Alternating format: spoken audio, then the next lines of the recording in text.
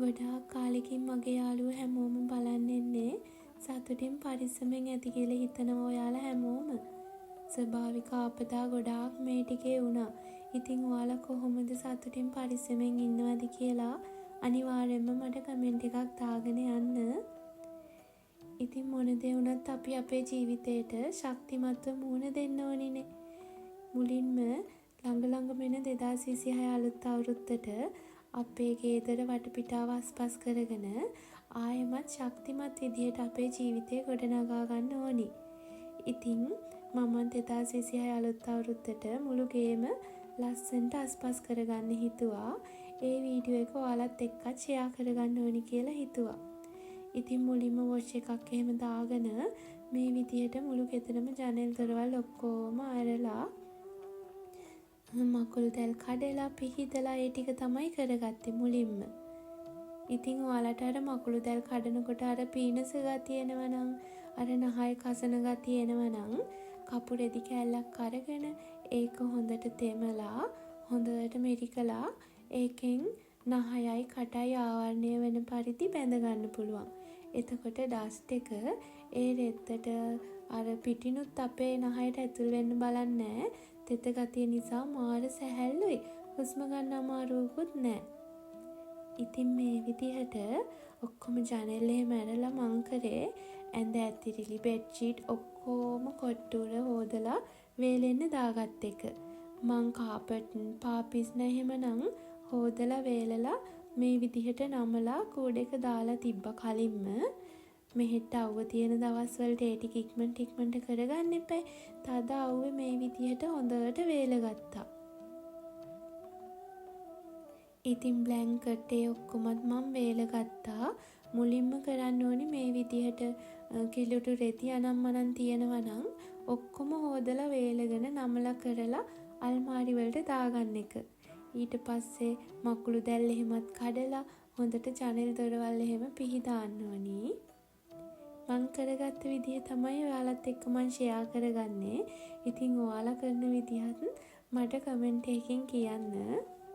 මේ විදිහට රෙදි ඔක්කොම වනලා තෙතේ ඒවා අනිත් ඒවා වේලිච්ච ඒවා ගෙට අරගෙන නමලා කරලා මං කලින් කිව්වා වගේම අල්මාරි වලට දාලා ලොක් කරගත්තා. මොකද එතකොට කිලුටු රෙදිගේ පුරාමත් නැහැ. එතකොට නමන් තියෙන රෙදි ගොඩවල් තැන් වල ගොඩ ගහලත් නැහැ. හිතට අර ලොකුම නිදහසක් දැනෙනවා ඒ ටික ඉවර කරගත්තාම. නැත්තම් අපි මේ රෙදිය හොමම තියෙද්දි මකුළු දැල් අනම්මනම් කඩන්න ගත්තම තවත් හැඩි වෙලා වගේ තමයි පේන්නේ. මේ විදිහට ඒ නිසා හොදපු රෙදි ටික නමාගෙන කබඩ් වලට දාලා හොදන්න තියෙන ඒවත් හොදලා වේලෙන්න දැම්මා.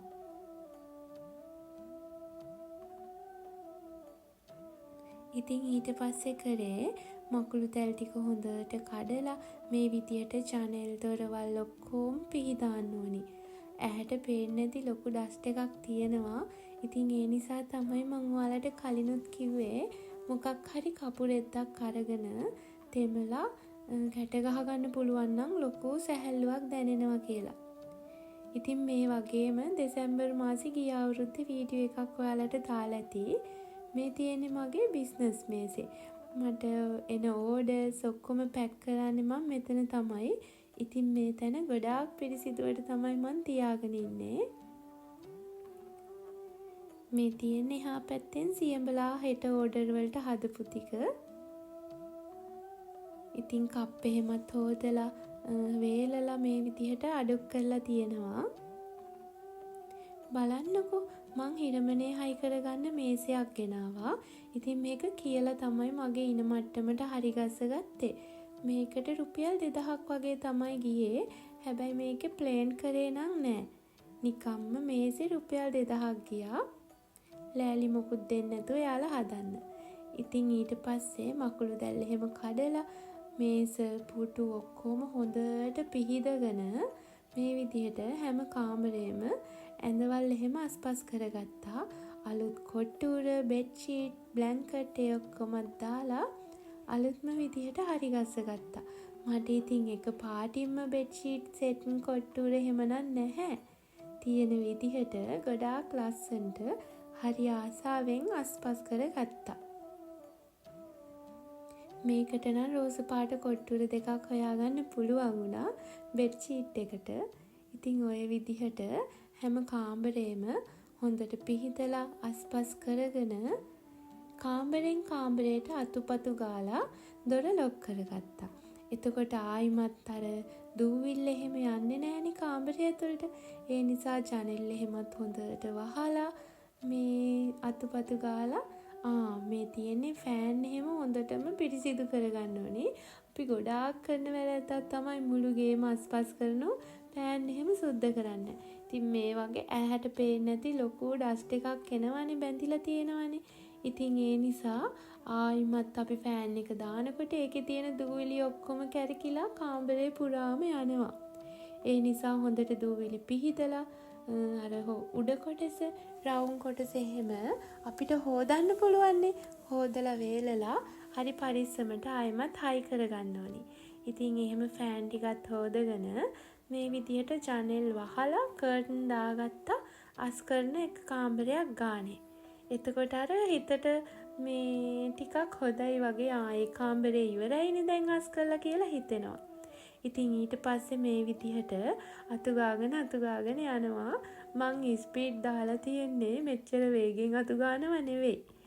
මොකද නැත්තම් වීඩියෝ එක ගොඩාක් දික් වෙනවා. මේ විදිහට හොඳට අතු ගාලා මං ආයි පාරක් අතු ගාගත්තා. අර ගොඩාක්ම කුණු ටික මුලින්ම අතු ගාගෙන ගිහිල්ලා ඊට පස්සේ කොස්සත් හොඳට එළියට ගසලා ආයි පාරක් අතු ගාගෙන ගියා. එතකොට අර චූටි කුණු බින්දුවක් ඉතුරු වෙලා තිබ්බත් ආයිමත් අතු ගෑවිලා යනවනේ. ඔන්න කාමර ටික නම් අස්පස් කරගෙන ඉවරයි. දැන් තියෙන්නේ සාලේ තමයි අස් කරගන්න. මම බුදු පහන තියෙන තැන අලුතෙන්ම ඔක්කොම අස්පස් කරගත්තා. වීදුරු පවා හොදලා මේ විදිහට අස්පස් කරගෙන ඔයාලට මං කලිනුත් කියලා දීලා ඇති මේක හදන්න නම් මම ගත්තේ අර බයෝ ක්ලීන් එකේ රෝස පාට එක. ඒකේ සුවඳට මම මාර ආසයි. මේක නම් මුදල් ගෙවා ප්‍රචාරය කරන ලද්දක් නන් නෙවෙයි. මම ඔයාලට මගේ අත්දැකීම තමයි කිව්වේ. ඉතින් මේකට ඩෙටෝල් ටිකක් දාන්න ඕනේ. අයියෝ බලද්දි මගේ ඩෙටෝල් බෝතලේ ඉවර වෙලා. ඉතින් ආයි කඩේ ගිහින්ලා ඒව කරන්න වෙලාවක් නැති හින්දා මම මේ විදියට හරි ගස්ස ගත්තා. මේකෙන් අර කූඹි කැලපොත්ත හුණු හැම එන එක අඩු වෙනවා. අර මේකෙන් අර සුවඳක් එනවනේ. එතකොට අර යාලට අර ඉඳුල් ගඳ එහෙම එනවනන්නේ සත්තුත් අපේ කුස්සියට උනත් ගෙට උනත් නිතරම එන්නේ. ඉතින් මේ විදිහට මං හැම තැනම හොඳට පිහිට ගත්තා දූවිලි චුට්ටක්වත් හිටින් නැති වෙන්න. ලොකු වැඩ කොටසක් නම් කරන්න ඉතුරු වෙලත් නැහැ. මොකද මම නිතරම වගේ හොඳට අස්පස් කරලා අතු ගන්නවා. සතියකට සැරයක් කොහොමද ඩීප් ක්ලීන් කරනවනේ. ඒ නිසා මේ විදිහට ඉතින් මට හිතුණා වීඩියෝ එක ෂෙයා කරගත්තම ඔයාලටත් හිතට හයියක් වගේ වෙයි, ශක්තියක් වෙයි ගේ අස් කරලා අතු ගන්න කියලා. ඔන්න හොරගෙඩිය ටික කම්මැලිකම ඉන්නේ නැතුව මේ විදිහට අලුත් අවුරුද්දට මුළු ගේම අස් කරලා අතු ගාලා ඉවරයක් කරගන්න ඕනි. හරිද? ඉතින් අන්තිමේටම දැන් මේ කුස්සිය තමයි හොඳට සිංක් එකේ එහෙමත් බ්‍රෂ් කරලා හොඳට හොදගත්තා. ඉතින් ඔක්කොම වැඩ ඉවර කරලා අන්තිමේටම තමයි වොෂ් එකක් දාගන්න ඕනේ. ඒ මොහොත එනකන් ඔය දැන් ඉවසිල්ලක් නැතුව තමයි ඉන්නේ. මේක විනාඩි 16 වීඩියෝ එකක් වුණාට ගොඩාක් වෙලා ගියා. උදේ පාන්දරම පටන් ගත්තේ. ගොඩාක් රෑ වෙලා තමයි නිදා ගන්නත් පුළුවන් උනේ. මොකද වීඩියෝ කරන ගමන්නේ වැඩ කරන්නේ. එතකොට තව ගොඩාක් වෙලා යනවා. ඉතින් ඔයාලට නම් එහෙම ඕනේ නෑනේ. ඒ නිසා ඉක්මනට ඉවර කරගන්නත් පුළුවන් වෙයි. මේ විදිහට සිංක් එක එහෙමත් හොදලා සිංක් එක හොඳ කපුරෙද්දකින් පිහිදගත්තා. එතකොට තමයි වැඩේ පිළිවෙලයි කියලා හිතෙන්නේ. වතුර බින්දුවක්වත් නැති වෙන්න හරි හොඳට පිහිදගත්තා. ඉතින් ඊට පස්සේ තියෙන්නේ ගේ මොප් කරන එක. මුළු ගේම මොප් කරා. අර ගේ මොප් කරාම අමුතු ගඳක් එන්නේ නැති වෙන්න මොබ් එක හොඳට හොදලා වේලෙන්න ඕනි. නැත්තම් බාගෙට හේදිලා එහෙම තිබ්බොත් තමයි අමුතු ගඳක් වගේ එන්නේ. ඒත් එක්කම දැන් අපි කාමරයක් මොප් කරොත් ආයිමත් මොබ් එක හොදට හොදලා තමයි ආයි අනිත් තැන මොප් කරන්න ඕනි. එහෙම නැති වුණත් මොප් කරපු එකෙන් වැඩක් නැති වෙනවා. දැන් ඉතින් මේ කාපට් ඔක්කොම මේ විදිහට දාගෙන ගියා ඉතින්. හරිම සතුටුයි මේ වීඩියෝ එකේ මේ කොටස දකිද්දී නිකන් වැඩ ඔක්කොම ඉවරයි කියන හැඟීමක් එනවා වගේනේ. තාම ඉතින් ඉවර නෑ. ඔන්න බලන්නකෝ මේ විදිහට කාපට් ඔක්කොම හරි ලස්සනට ඒ තැන් වලින් මේ විදිහට දාගත්තා.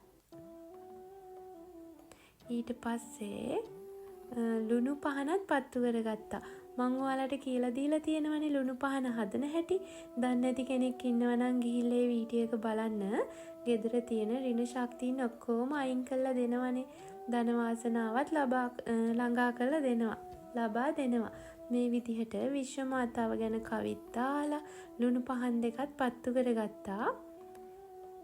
නිදාගන්න යනකොට අපි මේ විදිහට ලුණු පහන පත්තු කරලා නිදා ගන්න ඕනි. එතකොට ඍණ ශක්තියින් ඔක්කොම නැති වෙනවා. ඉතින් අලුත් අවුරුද්දට ඔයාලත් අනිවාර්යෙන්ම ලුණු පහනක් හදාගන්න. දැන් පෙන්නගෙන යන්නම්කෝ වස් කරපු ගේ කොහොමද තියෙන්නේ කියලා.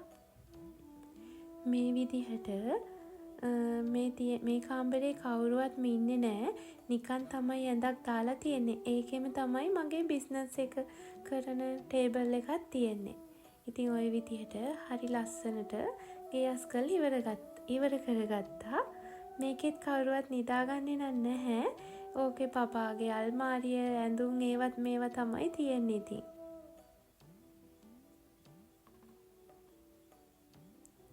ඊට පස්සේ මේ තියෙන්නේ අපි 3 දෙනාම නිදාගන්න ඇඳ. ඒ කාමරේ මොනවත්ම තියාගෙන නැහැ.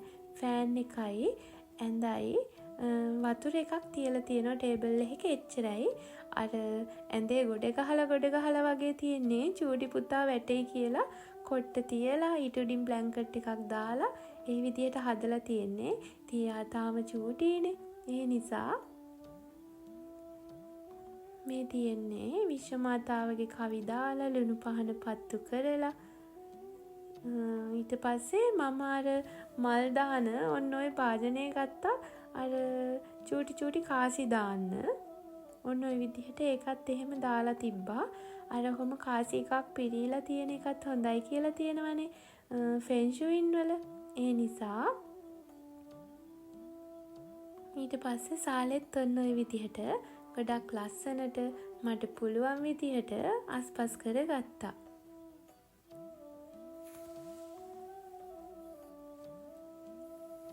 ওই ටේබල් දෙකේම කළු පාට ගෑවේ මම. තින්ත එකක් ගෙනල්ලා අඩ වියදමින් මම තමයි ගාගත්තේ. හස්බන්ඩ්ුත් ඉතින් ගොඩක් උදව් කරා. එයා තමයි මේවා ගෙනත් කරලා දුන්නේ. මගේ මල් පැල නම් දැන් ගොඩාක්ම මැරිලත් එක්ක. ඉතින් මේ තියෙන්නේ පහන තියෙන තැන. අද පහන තියන්න බැරි වුණා. අස්පස් කරලා පහන තියන්න වෙලා වෙන වෙලාවේදී ඒ කියන්නේ 6:00 විතර සාලේ පිස්සන් කොටුවක් වගේ අස්පස් කරන ගමන්නේ ඩස්ට් එකයි දූවිල්ලයි ඕවා මේවා නිසා මට අද පහන තියාගන්න උනේ නෑ. දැන් ගොඩාක් රෑ වෙලා හින්දා හෙට උදේම පහන තියෙනවා. මේ තියෙන්නේ කුස්සිය. මේ විදිහට පිහිටලා කරලා ඔක්කොම අස්පස් කරගත්තා. ඉතින් ඔයාලත් චූටි හරි දෙයක් ඉගෙන ගන්න ඇති කියලාත් හිතනවා. මන් දන්නේ නැති දෙයක් තිබ්බොත් හරි මගෙන් මොනවා හරි වැරැද්දක් වෙලා තිබ්බොත් හරි කමෙන්ට් එකක් දාලා අනිවාර්යෙන්ම කියන්න. ඉතින් 2026 අලුත් අවුරුද්දක් ලබනවනේ. ඒකට ඔයාලට කිරියෙන් පැණියෙන් ඉතිරෙන්න ඕනි ඒ අවුරුද්දේදී. ගොඩාක් වාසනාව උදා වෙන්න ඕනි. ඉතින් මං ඉක්මනටම ආයි වීඩියෝ එකකින් නම් එන්නම්. ඉස්සර වගේ වීඩියෝ නොදා ඉන්නේ නෑ. මට ගොඩාක් වැඩ තිබ්බ හින්දා තමයි දාන්න බැරි වුණේ බිස්නස් එකේ. මේ විදිහට කපුරු බෝල අන්තිමේට හැම තැනටම දාගෙන බාත්රූම් එක හොදලා මාත් වොෂ් එකක් දාගත්තා. දැන් නම් ඉතින් වැඩ ටිකේ නිමාව තමයි තියෙන්නේ. අන්තිමේටම තමයි බාත්රූම් එක හොදලා වොෂ් එකක් දාගත්තේ. ඔක්කොම වැඩ ඉවර කළා. ඉතින් මං ඔයාලට පෙන්නන්න පටන් ගත්තිම මේ විදිහට බාත්රූම් එකේ චැනල් එක ඇරලා කර්ටන් එක අයින් කරලා මේව කරානේ. ඔන්න දැන් කර්ටන් එක වහලා අද වැඩ කොටස නිමා කරනවා. ඔක්කොම වැඩ නම් ඉවරයි දැන්. ඉතින් මං අන්තිමේටම පෙන්නන්නම්කෝ මට මේ වැඩ ටික ඉවර කරගන්න කොච්චර වෙලා ගියාද කියලා. මං නැගිටිනකොට උදේ 6:00යි. දැන් තමයි ඔන්න මාත් වොෂ් එකක් දාගෙන ඉවර වුණේ.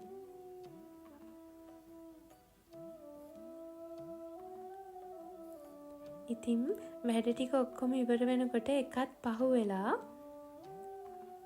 මම එහෙනම් අලුත් වීඩියෝ එකකින් ඉක්මනටම එන්නම්.